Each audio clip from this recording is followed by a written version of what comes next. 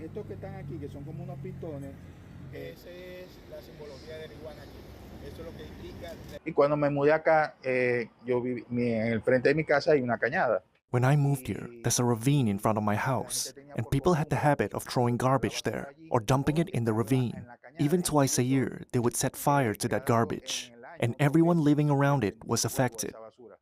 Y los afectados éramos todos los que vivíamos o vivimos alrededor de él. Entonces yo dije, no, yo tengo que hacer algo con esto. O sea, So I said, no, I have to do something about this.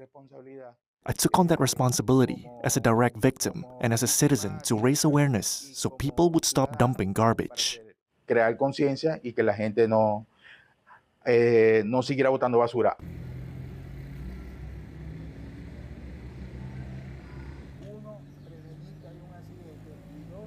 En el transformo usé materiales.